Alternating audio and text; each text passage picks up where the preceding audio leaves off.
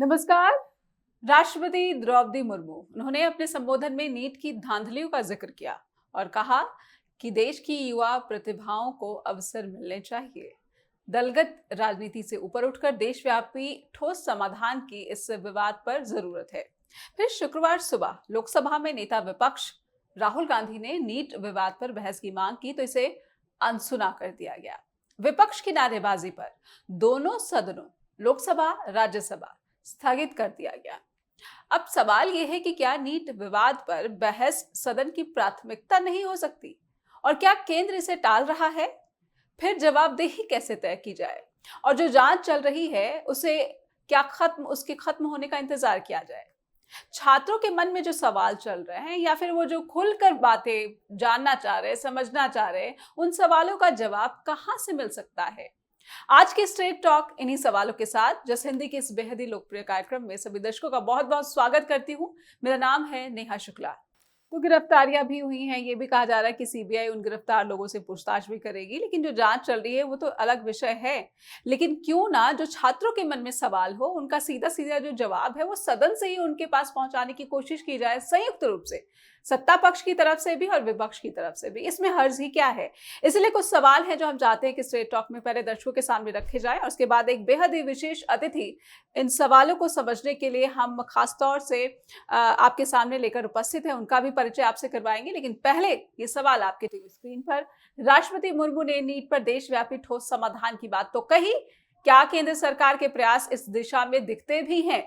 क्या नीट पर दलगत राजनीति केंद्र को कार्रवाई से रोक रही है? जैसा कि ये कहा जा सकता है कि दलगत राजनीति यानी कि विपक्ष इस पर राजनीति कर रहा है। नीट के अपराधियों को किसका संरक्षण मिल रहा है? भारत की युवा प्रतिभा को कैसे और कितने अवसर दे पा रही हैं राज्य सरकारें या फिर केंद्र सरकार? इन सभी सवालों को समझने के लिए जिस विशेष अतिथि का मैं जिक्र कर रही थी, आइए उनका स्वागत कर लेते हैं। हमारे साथ है अनुपम, जुड़ चुके हैं, युवा हल्ला बोल के प्रेसिडेंट। अनुपम जी, बहुत बहुत स्वागत करती हूँ मैं आपका स्ट्रेट टॉक में। आप लगातार इन सवालों को जो है बेहिचक और बहुत ही बुलंदी से उठाते आ रहे हैं, लेकिन मुझे लगता है कि उत्तर नहीं मिल पा रहा है अनुपम जी। और उत्तर तो दूर की बात है, अब ये पैठ इतनी गहरी हो गई है इन माफियाओं की कि नीट जैसे परीक्षा पर भी इतना बड़ा दाग लग चुका है। आपका आकलन मैं समझना चाहती हूँ कि अभी जो जांच चली, पहले मैं उस पर समझना चाहती हूँ, इस जांच पर क्या आप संतुष्ट हैं? देखिए, जांच तो मेरा मानना है कि अभी तक संतोषजनक ढंग से नहीं हुई है जी। जांच का एक छोटा दायरा जो बिहार पुलिस के अंतर्गत जो जांच चल रही थी और जो जांच नीट परीक्षा के तुरंत बाद शुरू हो गई थी, ये 4 जून के परिणाम के बाद ये जांच शुरू नहीं हुई थी। ये 5 मई को जब परीक्षा हुई उसके बाद जांच शुरू हो गई थी बिहार पुलिस के इकोनॉमिक ऑफेंस यूनिट के द्वारा, और वो पेपर लीक की जांच थी। ये जो बिहार पुलिस की जो ईओयू है उसका पूरा इन्वेस्टिगेशन पेपर लीक पे केंद्रित है। उन्होंने कई गिरफ्तारियां की थी और मेरा मानना है कि ईओयू की जांच जो है वो ठीक दिशा में बढ़ रही थी। दुर्भाग्यवश ईओयू को एनटीए ने कोऑपरेट नहीं किया, जो बिहार पुलिस ने खुद सामने आकर बताया हाल में कि उनको लंबे समय से केंद्र से जो सहयोग चाहिए था इस जांच के लिए। और ये बहुत हैरत अंगेज बात है क्योंकि बिहार पुलिस जो जांच कर रही थी वो नीट के परीक्षा पेपर की, ये उन्हीं एनटीए की परीक्षा है नीट, ये कोई बिहार सरकार की परीक्षा नहीं थी। तो केंद्र को या एनटीए को या शिक्षा मंत्रालय को तो बहुत बढ़ चढ़ के सहयोग देना चाहिए था कि उनकी परीक्षा में कुछ गड़बड़ी हुई है जिसकी जांच एक स्टेट की एजेंसी कर रही है, तो या तो उनका सहयोग करते या शुरुआत में ही अपने हाथ में जांच ले लेते या खुद जांच करने लग जाते। आइडियली तो खुद चिंतित हो जाना चाहिए था कि पेपर लीक के आरोप लग, एक्टिव हो जाना चाहिए था। लेकिन बड़ा अनफॉर्चुनेट है कि केंद्र की सरकार एक्टिव हुई भी अगर तो एक्टिव जांच करवाने के लिए नहीं हुई, एक्टिव माफिया को पकड़ने के लिए नहीं हुई। एक्टिव इसके लिए हुई कि 14 जून को जो रिजल्ट घोषित करना था, जो घोषित निर्धारित तारीख थी परिणाम घोषित करने के लिए, उससे पहले 4 जून को ही घोषित कर दिया। इस कदर एक्टिव हुई केंद्र की सरकार कि 14 जून का परिणाम 4 जून को आ गया। 4 जून को आपको अच्छे से पता है इस देश में क्या हो रहा था जी। पूरा देश जो है लोकसभा चुनाव के परिणामों पे चर्चा कर रहा था। किसी और खबर के लिए कोई स्पेस नहीं था मीडिया में, सोशल मीडिया में, आम लोगों की चर्चाओं में भी नहीं था। और उसी दिन नीट के परीक्षा परिणाम को घोषित करना जो है, उसके पीछे भी एक बदनीयती झलकती है जी। कि जो 14 जून को परिणाम आने थे और आपको पता है नेहा जी, हम लोग लंबे समय से परीक्षा के परिणामों में जो देरी होती है, उसके खिलाफ भी आंदोलन करते रहे हैं। जी। तो हमारे देश में तो बहुत रेयर इवेंट है कि किसी परीक्षा के परिणाम को समय से पहले घोषित कर दिया जाए। हुँ। तो ये भी इस कदर एक्टिव हुई केंद्र सरकार। तो अभी तक तो देखिए जाँच से ऐसा कुछ हुआ नहीं। जी। कहने को सीबीआई ने जाँच अपने हाथ में ले लिया है। हुँ। लेकिन मुझे नहीं लगता है कि इस जाँच से इस वक़्त कुछ ऐसा कुछ निकल रहा है जिससे कि बाद में पेपर लीक की घटनाओं पे रोकथाम लगेगा। ठीक है, बिहार का ज़िक्र आपने किया है, मैं बिहार को थोड़ा-सा और आपके ज़रिए समझ लेना चाहती हूँ कि वहाँ के जो डिप्टी सीएम हैं, उन्होंने सीधे-सीधे आरोप तेजस्वी यादव के पीएस पर लगा दिया था। खुद वो डिप्टी सीएम है, वो कार्रवाई कर सकते हैं और पुलिस को निर्देश भी दे सकते हैं। लेकिन वहाँ पर क्या जो जाँच चल रही है वो जाँच ऐसी तो नहीं है कि वो दिखावे की जाँच है या फिर इसकी निष्पक्षता, इसकी स्वतंत्रता के बारे में क्या टिप्पणी करना चाहेंगे? देखिए, जो बिहार पुलिस की जो इकोनॉमिक ऑफेंस यूनिट है, जी। पुलिस की एक अलग एक एजेंसी है, हुँ, हुँ। उसकी जाँच से मैं काफ़ी हद तक संतुष्ट था, जी, पिछले कुछ दिनों तक। ठीक है। ये जो उसमें एक एंगल आया है, जिसमें कि राजनीतिक आरोप लगाए जा रहे हैं, डिप्टी सीएम कुछ कह रहे हैं, तो हुँ, ये तो देखिए ये बिल्कुल मतलब इस पे हमको और आपको तो बात करने की भी ज़रूरत नहीं। जी। सच्चाई ये है कि अगर गंभीर आरोप हैं, हुँ, तो आपकी एजेंसी खुद जाँच कर रही है, आप गिरफ्तार कर लीजिए। जी। सरकार आपकी है, केंद्र से लेके राज्य तक। ये परीक्षा आपने कंडक्ट करवाया, पूरी हुँ, एजेंसीज़ आपके हाथ में है और पेपर लीक विपक्ष ने करा दिया और चलिए मान लेते हैं विपक्ष ने करा दिया, तो अब तो जाँच एजेंसीज़ आपके हाथ में है। आप उनको गिरफ्तार करके साबित कर दीजिए कि पेपर लीक इन्होंने कराया है। जी। केस क्लोज़ कर दीजिए। राजनीतिक रूप से भी आपकी जीत हो जाएगी इसमें। लेकिन सिर्फ प्रेस कॉन्फ्रेंस करना, मीडिया ट्रायल करना हुँ, ये बहुत गंभीर तो दिखता नहीं है इस तरह से ऑपरेट करना।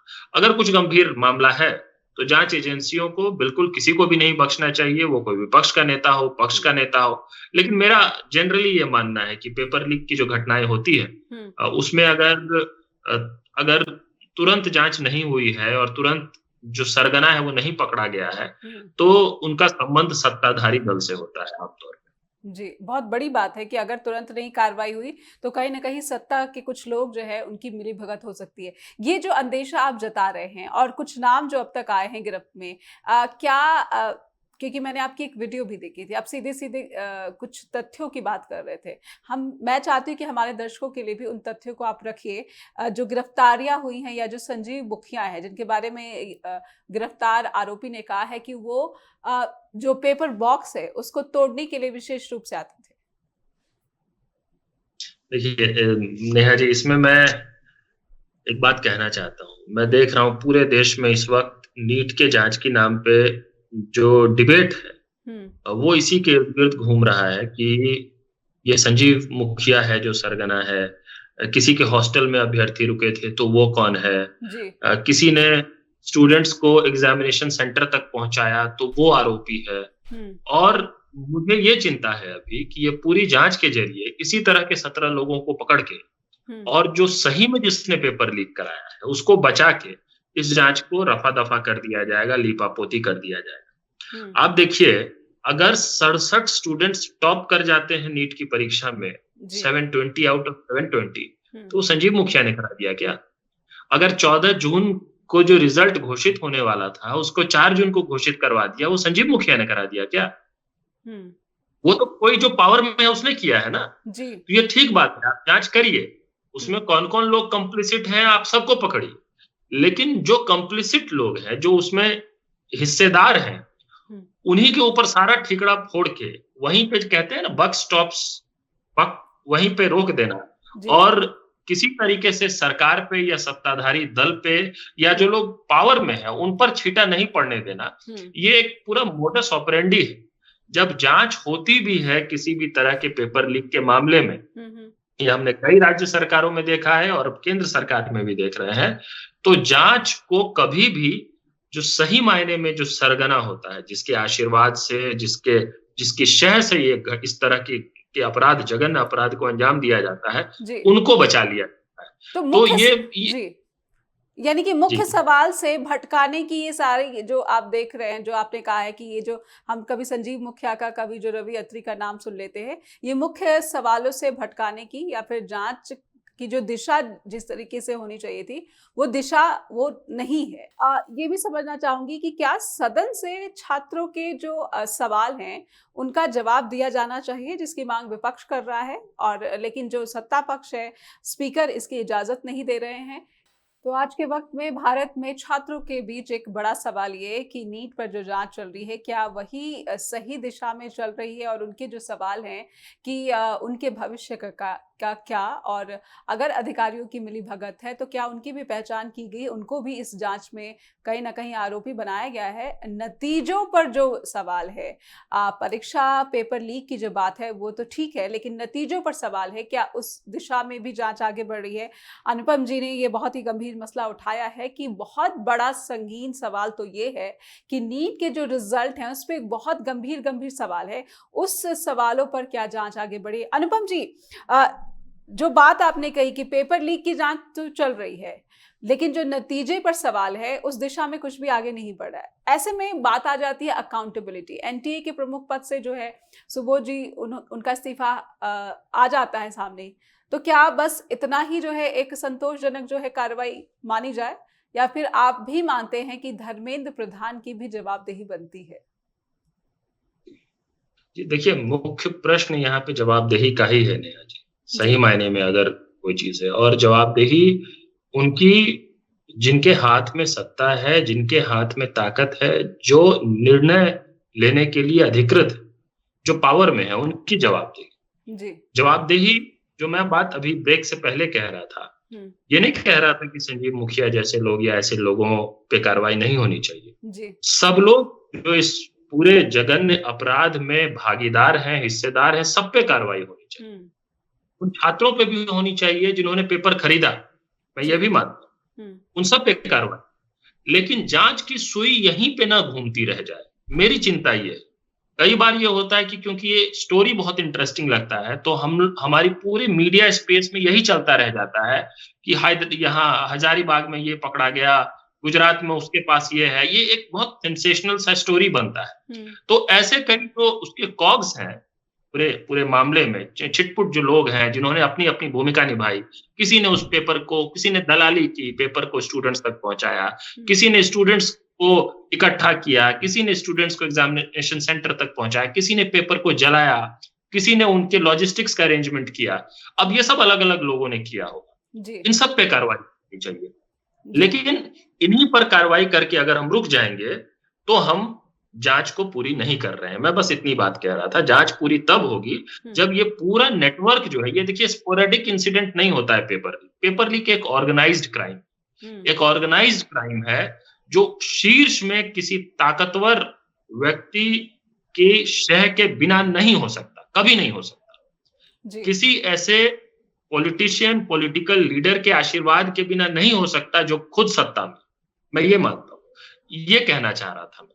दूसरी बात देखिए, नीट जी बिल्कुल, आप बात पूरी करिए। जी, और ये नीट के मामले को लेकर जो आपने कहा कि देखिए कई प्रश्न हैं, सवाल सिर्फ इतना भर नहीं है कि पेपर लीक हो गया।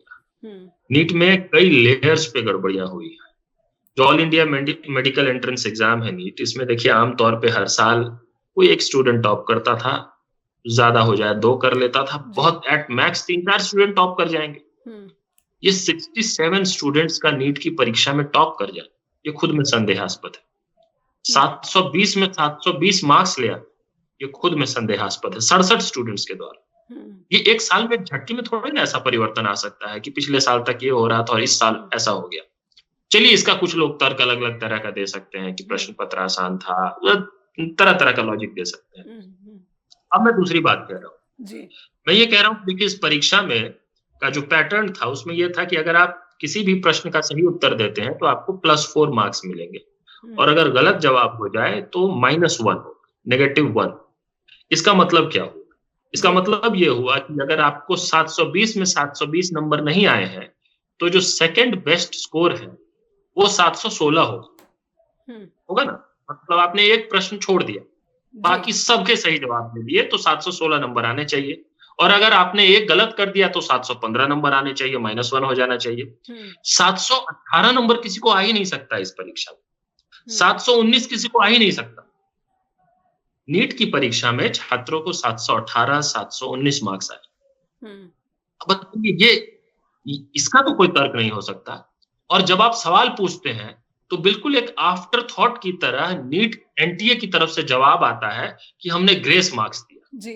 मतलब इसका कोई प्रोविजन नहीं था जिसके बारे में शुरू में नहीं बताया गया था और बिल्कुल इसके अलावा कोई जवाब ही नहीं दिया जा सकता था। आप खुद सोच के देखिए ना, अगर आप एनटीए की जगह होते और इस तरह के सवाल में फंस जाते तो आप इसके अलावा दुनिया में कोई जवाब नहीं दे सकते थे कि हमने ग्रेस मार्क्स दिया है। जी। वो एनटीए ने कह दिया। अब ग्रेस मार्क्स ये कोई चौथी पांचवी की परीक्षा तो है नहीं कि मैडम को हैंडराइटिंग अच्छा लग गया तो बच्चे को +2 दे दिया, 3 मार्क्स एक्स्ट्रा दे दिए। ये मेडिकल एंट्रेंस एग्जाम हो रहा है। किस आधार पे ग्रेस मार्क्स दिया, किनको दिया, क्यों दिया, क्या प्रोविजन था, क्या नियम था इसका? सीधा ग्रेस मार्क्स दे दिया। और फिर जब सुप्रीम कोर्ट में मामला गया तो फिर सिर्फ ग्रेस मार्क्स तक की बात को लिमिट करने की कोशिश हुई सरकार के द्वारा कि नहीं, हम बस यही है जहां पे थोड़े बहुत सवाल है और जिनको ग्रेस मार्क्स दिया सिर्फ उनकी परीक्षा होगी।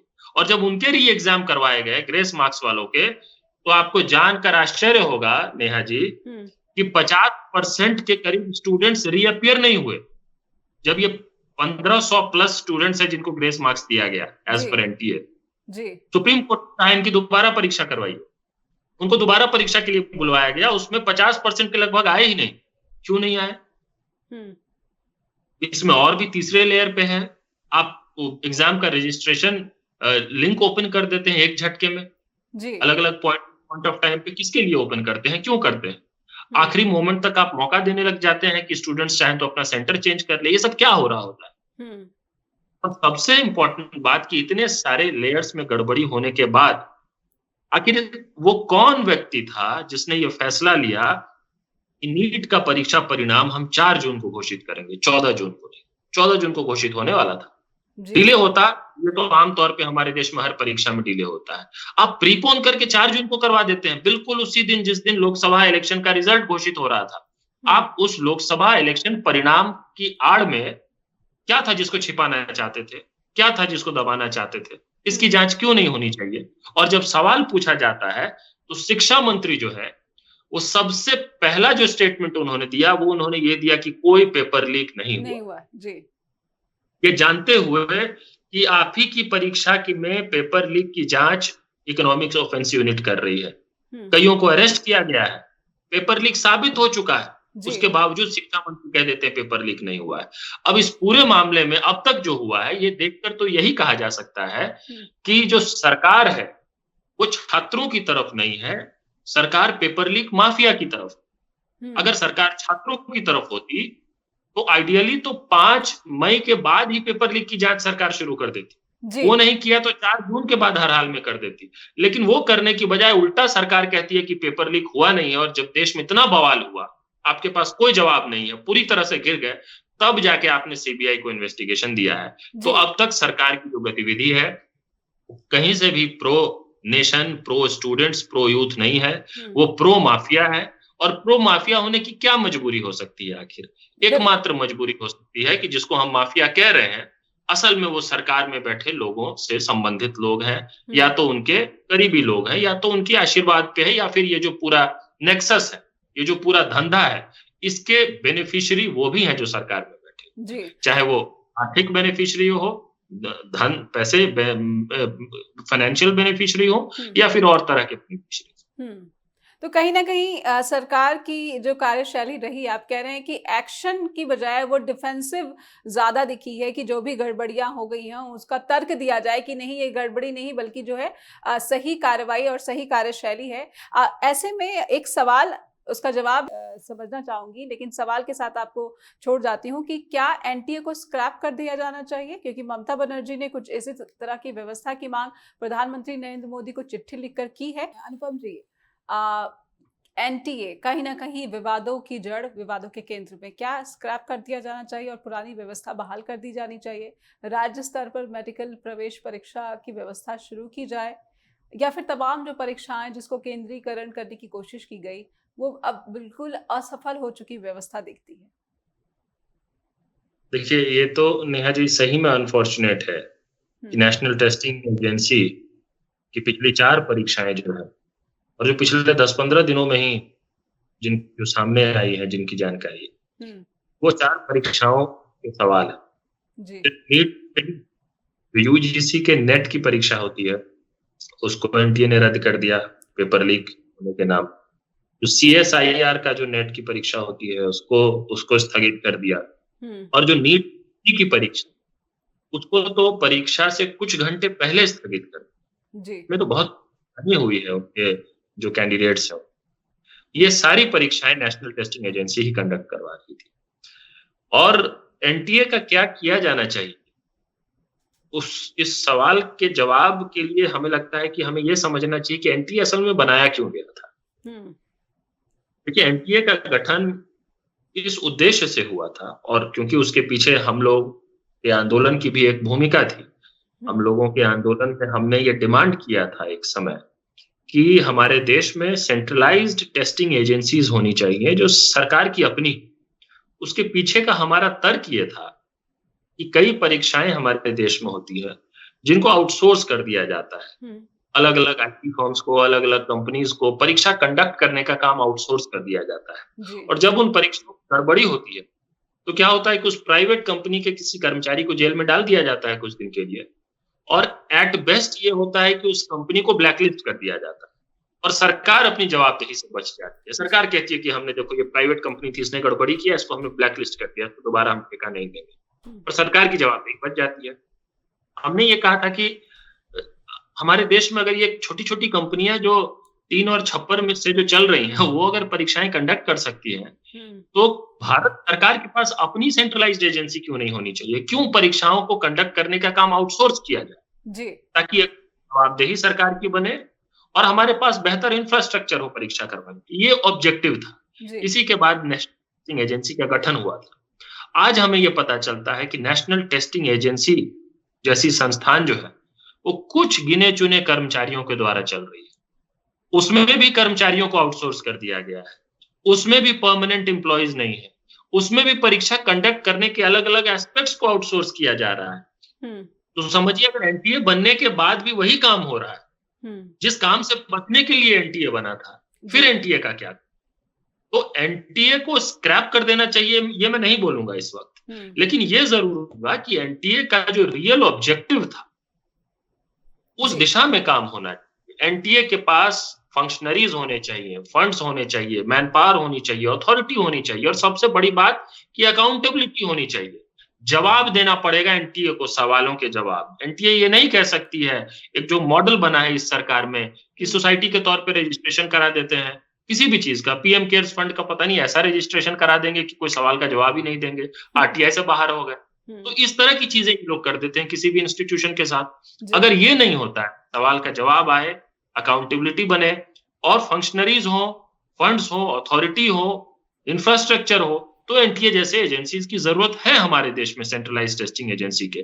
देखिए, मैं इस वक्त अभी भी इस बात को पूरी तरह से इस बात पे सहमत नहीं हूं कि मेडिकल परीक्षा हो या इस तरह की परीक्षाओं को सभी राज्यों को अपना अपना कंडक्ट करना चाहिए। ये हमारे ही कुछ मित्रों साथियों को और लग सकता है, लेकिन देखिए, होता यह है हमारे देश में, क्योंकि किसी एक राज्य के जो स्टूडेंट्स हैं वो योग्य है किसी भी दूसरे राज्य की परीक्षा को देने में। तो अगर हर राज्य अपनी अपनी परीक्षा करने लग जाएगा, तो जो मेडिकल एस्पिरेंट होगा वो 1 महीने में 20 परीक्षा दे रहा होगा, और वो भाग दौड़ रहा होगा। वो कभी दिल्ली जा रहा होगा, कभी चेन्नई जा रहा होगा, कभी बेंगलोर जा रहा होगा, कभी कलकत्ता जा रहा होगा। और से जो मेडिकल एस्पिरेंट्स हो, उनके ऊपर एक अलग असर पड़ता है। तो सेंट्रलाइज्ड टेस्टिंग एजेंसी हो, एक सेंट्रलाइज्ड स्कोर हो, उसके बेसिस पे डिसेंट्रलाइज्ड एग्जामिनेशन हो, ये हो सकता है। एग्जामिनेशन काम, काउंसलिंग का काम, ये सब हो सकता है कि स्टेट के लेवल पे हो, लेकिन अगर सेंट्रलाइज्ड एग्जाम होता है तो बड़े पैमाने पे जो एस्पिरेंट्स होते हैं उनको सहूलियत होती है। खास तौर पे जो गरीब तबके से हैं, जो वंचित तबके से हैं, उनको फिर उनके लिए कंसर्न हो जाता है इतना ट्रैवल करना, इतने जगहों पे जाना। कई बार सेम डेट पे 2-3 परीक्षाएं एक साथ हो जाएंगी, तो फिर आपको चुनना पड़ता है कि आप ये परीक्षा देंगे, वो परीक्षा नहीं देंगे। तो इसमें मुझे हर्ज नहीं लगता है कि सेंट्रलाइज्ड देश में एग्जाम हो मेडिकल के लिए, इंजीनियरिंग के लिए, मैनेजमेंट के लिए, और होता ही है, कैट है ना, मैनेजमेंट के लिए होता है, इंजीनियरिंग के लिए AIEEE की परीक्षा होती थी, जेईई की परीक्षा होती है। तो अभी नीट का पेपर में इतने सवाल हो गए तो फिर नीट में हम कहने लग जाए कि नहीं स्टेट में होना चाहिए। तो ये कॉन्सेप्चुअली मुझे सही नहीं लगता। टेस्टिंग एजेंसी हो और सेंट्रलाइज्ड एग्जाम हो, ये ज्यादा बेहतर होगा, लेकिन अकाउंटेबिलिटी होनी चाहिए। बिल्कुल। सदन में जो आज का ही परिदृश्य रहा, विपक्ष ने दोनों सदनों में मांग की कि पहले जो है नीट विवाद पर बहस हो जानी चाहिए, छात्रों को संयुक्त रूप से कोई संदेश देने की कोशिश की जाए। राहुल गांधी की इस कोशिश को आप कैसे देखेंगे? और स्पीकर ने जो मना कर दिया, सदन की कार्यवाही स्थगित कर दी, इसे आप कैसे देख रहे हैं? देखिए, स्पीकर का मना करना दुर्भाग्यपूर्ण है, और जब स्पीकर मना कर रहे हैं हमारे देश में आजकल, तो वो सिर्फ स्पीकर मना नहीं कर रहे हैं, वह दरअसल रूलिंग पार्टी का विश होता है कि क्या चर्चा हो क्या ना हो। इस वक्त इस देश का सबसे गंभीर मुद्दा जो है वो है परीक्षा तंत्र के प्रति नागरिकों में अविश्वास जी। और आप समझिए कि अगर यूथ में परीक्षा तंत्र, एग्जाम सिस्टम के प्रति अविश्वास होगा, तो वो सिर्फ एग्जाम सिस्टम के प्रति अविश्वास नहीं रह जाएगा, उस सिस्टम के प्रति अविश्वास बन जाएगा। बहुत खतरनाक है अगर देश के नौजवानों में सिस्टम के प्रति अविश्वास पैदा हो जाए। वो पैदा हो रहा है, हो चुका है। इस वक्त पूरा देश परीक्षा पे चर्चा कर रहा है, हमारा पूरा देश, आप हम भी इस वक्त परीक्षा पे चर्चा कर रहे हैं। और हम खुशकिस्मत है कि हमें एक ऐसे प्रधानमंत्री मिले हैं जो बीच बीच में कुछ कुछ महीनों पे परीक्षा पे चर्चा का इवेंट करते हैं। हमने आपने देखा ही है। आज जब पूरा देश परीक्षा पे चर्चा कर रहा है, उस वक्त उनको परीक्षा का प नहीं बोलना है, अभी उनको नीट का न उनकी जुबान से नहीं निकलेगा। इस वक्त उनको परीक्षा पे चर्चा जब पूरा देश कर रहा है तो उसमें हिस्सेदार बनना चाहिए। संसद में वो परीक्षा पे चर्चा होनी चाहिए, सवाल जवाब होना चाहिए। इससे विश्वास बहाल होता है नागरिकों का, युवाओं का, कि नहीं, हमारी देश की सरकार, हमारा देश का पॉलिटिकल एस्टेब्लिशमेंट, हमारे देश का सदन, लोकसभा, राज्यसभा जो है वो चिंतित है, हमारे मुद्दों पर बहस कर रहा है, चर्चा कर रहा है। तो उस चर्चा से तो भागना ही नहीं चाहिए, बचना ही नहीं चाहिए। और मेरा तो सवाल प्रधानमंत्री से, जो परीक्षा पे चर्चा के पता नहीं 8-10 इवेंट्स कर चुके हैं करोड़ों खर्च करके, वो आज क्यों चर्चा कर रहे हैं? आज नहीं कर रहे हैं। लेकिन ये पैटर्न है हमारे प्रधानमंत्री का, जब भी हम क्राइसिस में होते हैं, तो जिस क्राइसिस में होते हैं उस क्राइसिस से प्रधानमंत्री पलायन कर जाते हैं, भाग जाते हैं, एकदम सन्नाटा छा जाता है। जब मणिपुर पे चर्चा हो तो जब तक मणिपुर पे देश चर्चा करेगा तब तक वो एक शब्द नहीं बोलेगा। जब मामला ठंडा हो जाएगा तब किसी दिन पासिंग रेफरेंस की तरह मणिपुर बोल देंगे। जब चाइना पे सब चर्चा कर रहे हो तो चीन उनकी जुबान से नहीं निकलेगा। आज हम परीक्षा पे चर्चा कर रहे हैं, आज परीक्षा उनकी जुबान से नहीं निकलेगा। लेकिन आज से 4 महीने 5 महीने बाद आप देखिएगा हमारे प्रधानमंत्री जी बड़े अच्छे से इवेंट करेंगे परीक्षा पे चर्चा का, बताएंगे कि दही शक्कर खा के परीक्षा देने जाना चाहिए, रात को अच्छी नींद लेना चाहिए, बड़ों के आशीर्वाद लेने चाहिए, कठिन प्रश्नों के पहले उत्तर देने चाहिए। इस तरह का ज्ञान देंगे वो, जो कि प्रधानमंत्री का काम असल में है नहीं। इसके लिए उनको प्रधानमंत्री नहीं बनाया गया, उनको प्रधानमंत्री इस काम के लिए बनाया गया। आज वो इस सवालों का जवाब दे, आज वो दे नहीं। बिल्कुल। तो हमें प्रधानमंत्री मिले हैं परीक्षा पे चर्चा करने वाले, लेकिन पेपर लीक पे चर्चा नहीं करते हैं, तो सवाल तो पूछा जाएगा। और सदन में चर्चा भाग रही है सरकार अगर, ये भी बहुत अनफॉर्चुनेट है। बिल्कुल। शिक्षा के क्षेत्र में भारत में जो भी हो रहा है, अभी ये सारी बातें जो है इंटरनेशनल लेवल पे भी हेडलाइंस बना रही हैं।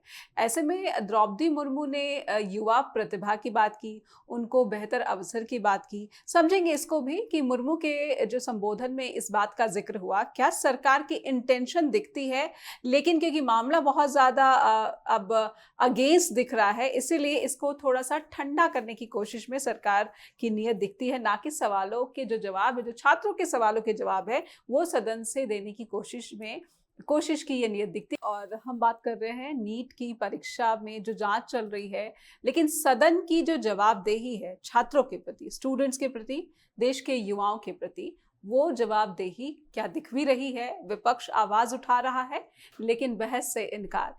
अनुपम जी, राजनीतिक इच्छा शक्ति पर सवाल आपने खड़े किए हैं सत्ताधारी दल के। मैं समझना चाहूंगी कि जीरो टॉलरेंस, विकसित भारत का सपना, युवा प्रतिभाओं को बेहतर मौका मिले, इस बात का जिक्र खुद राष्ट्रपति द्रौपदी मुर्मू ने किया।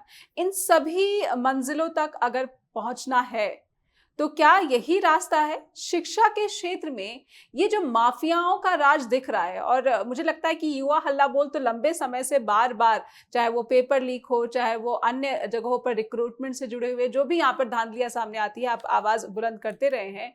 ये करप्शन का एक ऐसा सेक्टर बन चुका है। मैं आपसे समझना चाहती हूँ ये कैसा मॉडल है जिसको तोड़ नहीं पा रही है सरकार। आपने सरकार के इंटेंशन पर तो सवाल उठाए हैं, लेकिन मैं इस मॉडल को समझना चाहती हूँ कि क्या ये जीरो टॉलरेंस की बात करने वाली सरकार एक नई ही किस्म का उसके शासनकाल में करप्शन का अड्डा स्टैब्लिश हो चुका है? जी, ये स्टैब्लिश तो हुआ है, और आपने महामहिम राष्ट्रपति जी का जिक्र किया, तो मुझे लगता है कि ये तो चलिए अच्छी बात है, खुशी की बात है कि राष्ट्रपति जी ने परीक्षाओं को लेकर और युवाओं को लेकर अपने अभिभाषण में रेफरेंस दिया, बात कही। जी। कम से कम इतना रिकॉर्ड आया। लेकिन ये ठीक बात है कि सरकार जवाबदेही से बच रही है। ये ठीक बात है कि समस्या का समाधान तब तक नहीं होगा जब तक कि राजनीतिक इच्छा शक्ति नहीं होगी।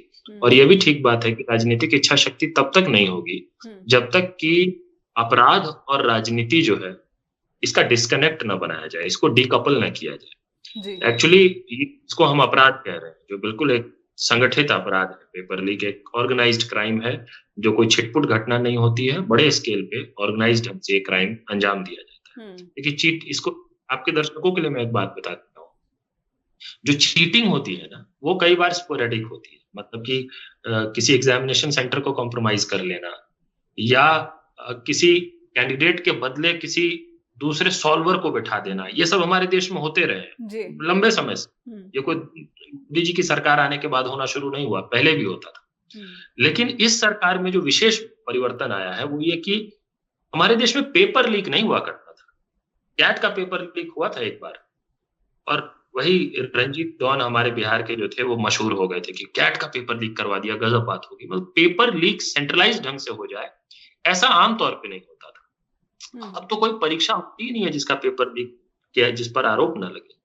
देखिए, 7 साल में 70 पेपर लीक हो चुके हैं। मेरा मानना है कि जब से मोदी जी की सरकार आई है, तब से हमारे देश में कम से कम 100 पेपर लीक और परीक्षा में अनियमितताओं की घटना हो चुकी है। 100। इतना भयावह है ये, इसलिए डरना चाहिए हम सबको। सिर्फ इसलिए नहीं डरना चाहिए कि जो कैंडिडेट्स हैं उनको परेशानी हो रही है, जो यूथ का फ्यूचर है वो ब्लीक दिख रहा है, वो अंधकार में दिख रहा है। इसलिए भी परेशान होना चाहिए कि जो हमारे बेहतर भारत का जो सपना है, हमारा जो एक संभावना है, एक बेहतर भविष्य का, देश के बेहतर भविष्य का, उस संभावना के साथ खिलवाड़ हो रहा है। आप समझिए, सिर्फ परीक्षा में गड़बड़ी नहीं हो रही है। परीक्षा में गड़बड़ी मतलब हम कैसे डॉक्टर्स बनाने वाले हैं, ये सोचिए। हम अपने हेल्थ केयर सिस्टम को क्या देने वाले हैं। जब शिक्षक भर्ती का पेपर लीक होता है तो सिर्फ परीक्षा की बात नहीं है जी। हम कैसे शिक्षक अपने सिस्टम को देंगे, उसकी बात हो रही है। तो सारे एस्पेक्ट्स को टच करता है जब इस तरह का जघन्य अपराध को अंजाम दिया जाता है। और आपने पूछा कि ये इस पर रोकथाम कैसे लग सकती है, क्या इसका उपाय है। मेरा मानना है कि जब तक पॉलिटिकल विल नहीं होगा सरकार में, तब तक पॉलिटिकल प्रायोरिटी नहीं बनेगी। मतलब जो नियत नहीं होगी तो फिर नीति नहीं बनेगी। नीति सही बने, नियत होना जरूरी है। नियत तब होगी जब आपकी राजनीति को सपोर्ट करने वाले लोग जो है वही लोग अपराधी ना। समझ रहे हैं ना जी। मतलब अगर पेपर लीक सिर्फ कोई आम अपराधी कर रहा होता ना, जिनका जिक्र हमने शुरू में किया, संजीव मुखिया, कोई यात्री है, कोई गुप्ता है, क्या मजबूरी थी मोदी जी की? भाई जेल में डाल देते, पेपर लीक बंद हो जाता। सच्चाई है कि उनके कारण पेपर लीक नहीं हो रहा है, पेपर लीक हो रहा है इसलिए वो लोग जो है फल फूल रहे हैं जी। इसका डिफरेंस समझ। और पेपर लीक हो क्यों रहा है? वो इसलिए हो रहा है क्योंकि जो लोग सत्ता में बैठे हुए हैं उनमें ऐसे लोग हैं जो इस अपराध को अंजाम दिला रहे हैं, जिनकी शह से, जिनके संरक्षण से इस तरह का संगठित अपराध हो रहा है, जिन तक कभी भी कोई भी जांच पहुंच ही नहीं पाती। ये पेपर लीक की घटनाओं पे रोकथाम तब लगेगा जी, जब हमारी इन्वेस्टिगेशन है, जो हमारी जांच है, वो सही में उन तक पहुंचे जो इसके सही मायने में सरगना है, जो कभी नहीं होता है। ये होना शुरू हो जाएगा, पेपर लीक की घटनाओं पे रोकथाम लग जाएगा। वरना कानून बनाते रहिए, एसटीएफ बनाते रहिए, फास्ट ट्रैक कोर्ट बनाते रहिए, सब चीज, सारी अच्छी चीजें हैं, सब कुछ होना चाहिए, लेकिन सब कुछ होने के बाद भी अपराध पे लगाम नहीं लगेगा। अपराध पे लगाम तो सिर्फ राजनीतिक इच्छा शक्ति से लगेगा। राजनीतिक इच्छा शक्ति मुझे दिखती नहीं इस सरकार में। जी। क्या आप इस मांग का समर्थन करते हैं कि बतौर शिक्षा मंत्री धर्मेंद्र प्रधान को इस्तीफा दे देना चाहिए? बिल्कुल दे देना चाहिए। धर्मेंद्र प्रधान जी को 1 सेकंड भी उस पद पे रहने का नैतिक अधिकार नहीं है। हुँ। अगर इस मामले में शिक्षा मंत्री को इस्तीफा नहीं देना चाहिए, तो मुझे लगता है कभी किसी भी मंत्री को किसी भी मामले में इस्तीफा नहीं देना चाहिए। जी। और शिक्षा मंत्री जी ने खुद कहा कि वो नैतिक ज़िम्मेदारी लेते हैं। एक दिन उन्होंने ये बात कही, कही। ये जो हुआ है, नैतिक ज़िम्मेदारी लेते हैं। हुँ। तो हमारे देश में तो एक ज़माना था जब नैतिक ज़िम्मेदारी लेने का मतलब इस्तीफा देना होता था। ये कौन-सी नैतिक ज़िम्मेदारी आप ले रहे हैं? नैतिक ज़िम्मेदारी ले रहे हैं और फिर बैठे हुए हैं पावर में। क्या हुआ इससे? इस नैतिक ज़िम्मेदारी लेने का क्या परिवर्तन हो गया? नैतिक ज़िम्मेदारी लेते हैं, बोल दिया भाई, आपकी तो है ही नैतिक ज़िम्मेदारी, आप शिक्षा मंत्री हैं। जी, बिल्कुल। उनको बिल्कुल इस्तीफा देना चाहिए। बिल्कुल। और ये जो एनटीए के डीजी को ट्रांसफर किया गया है, उनको भी कोई रिज़ाइन या उनको इस्तीफा नहीं करवाया गया, उनको ट्रांसफर किया गया है। और एनटीए के चेयरमैन को तो कुछ भी नहीं किया गया। और एक समस्या ये है इस सरकार में कि देखिए, मैं इस पर आमतौर पे आरोप जल्दी नहीं लगाता हूँ कि आप सरकार में हैं तो आप अपनी विचारधारा के लोगों को इम्पोर्टेंट पोज़ीशन पे बिठाने लग जाते हैं। ये काम देखिए हर सरकार करती है। कोई भी पार्टी जो पावर में आएगी, वो अपनी विचारधारा के लोगों को ही इम्पोर्टेंट पोज़ीशन में बिठाएगी। तो ठीक है, चलिए ये आपको पॉलिटिकल मैंडेट मिला है तो आप उस तरह से काम कर रहे हैं। लेकिन आप मेरिट को कॉम्प्रोमाइज़ करके क्यों बिठाते हैं? ऐसे लोगों को क्यों बैठाते हैं? भाई आपकी जमात में भी, आपकी विचारधारा के लोगों में भी काबिल लोग नहीं है क्या आपके पास एक भी? अगर काबिल लोग नहीं है, फिर आप अपनी विचारधारा के लोगों को मत बैठाइए। फिर विचारधारा का बाउंड्री हटा दीजिए। काबिल लोगों को ढूँढिए जो एनटीए को सही में चला सके। ऐसे लोगों को नहीं जो आपके मतलब पार्टी के कार्यक्रमों में आता हो, जो संघ की शाखाओं पे जाता हो, वही अगर प्रायोरिटी बन जाएगा इस देश में, किसी भी इम्पोर्टेंट पोज़ीशन पे बिठाने के लिए, तो फिर तो होगा जो हो रहा है। ये सब भी हुआ है, एनटीए के मामले में भी हुआ है। और ये तो हमारे खास तौर पे शिक्षण संस्थानों में तो आज जिस तरह से हो रहा है, मेरिट का तो बंटाधार कर दिया गया है। जी। कोई प्रोफेसर कैसे बनेगा, कोई प्रिंसिपल कैसे बनेगा, कोई वाइस चांसलर कैसे बनेगा, इस देश में हर पॉलिटिकल व्यक्ति को पता है किसका क्या तरीका है, उसका रिकमेंडेशन कहाँ से आता है, किसकी चिट्ठी पे, किसकी सिफारिश पे कौन यूनिवर्सिटीज में, कॉलेजेस में पोजीशन पे बैठ रहे हैं, ये सब लोग जानते हैं। और ये सब होने के बाद अगर आप काबिल लोगों की बजाय बिलो एवरेज लोगों को इम्पोर्टेंट रोल दे देंगे, भविष्य इतने लाखों करोड़ों युवाओं का भविष्य ऐसे लोगों के हाथ में दे देंगे जिनमें क्षमता ही नहीं है, काबिलियत ही नहीं है, स्किल ही नहीं है, अनुभव ही नहीं है, तो फिर तो आप मजाक कर रहे हैं, देश के साथ, युवाओं के साथ मजाक कर रहे हैं। जी, अनुपम जी, एक बात भारत के बारे में ये भी कही जाती है कि अभी हम अगर डेमोग्राफिक डिविडेंड की बात करें, युवा धन की बात करें, तो सबसे गोल्डन पीरियड है।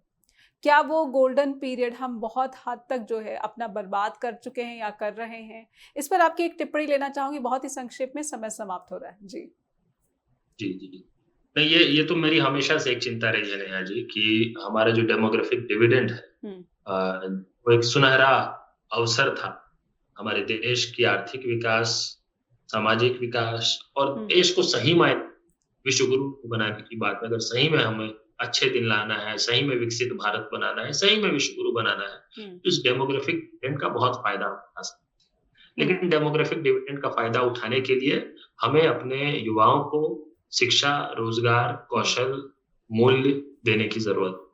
लेकिन जब हम ये सब नहीं दे पाएंगे तो ये डेमोग्राफिक डिविडेंड जो है ये डेमोग्राफिक डिजास्टर बन जाएगा। जी। और हमारे देश के कुछ वर्षों में डेमोग्राफिक डिजास्टर बनना शुरू हो गया है, बन रहा है। अभी भी हम नहीं जागे, अभी भी हम नहीं चेते तो बहुत भारी बर्बादी हो। हमारा भविष्य जो है कहीं से उज्जवल नहीं है। देश के भविष्य की हम बात कर रहे हैं। इस डेमोग्राफिक डिविडेंड के साथ न्याय नहीं होता है, मेरा मानना है। हम सब की सामूहिक जिम्मेदारी है, हम अपने डेमोग्राफिक डिविडेंड के साथ जस्टिस करें, अपने देश का एक बेहतर भविष्य। बहुत बहुत धन्यवाद करना चाहूंगी, समय समाप्त हो गया है। अनुपम जी, आपने अपना समय निकाला और स्ट्रेट टॉक के साथ जुड़े, आपका आभार इसके लिए। दर्शकों से अनुरोध करूंगी कि आपको इस कार्यक्रम से जुड़ी हुई कोई भी बात है तो हम तक अवश्य पहुंचाइए, और आपका प्रेम और स्नेह लगातार हम तक पहुंच रहा है आपकी ईमेल के रूप में, इसलिए अनुरोध और अपेक्षा भी रहती है कि आप लिखिए हमें info@justbroadcasting.com या फिर neha@justbroadcasting.com पर भी। नमस्कार।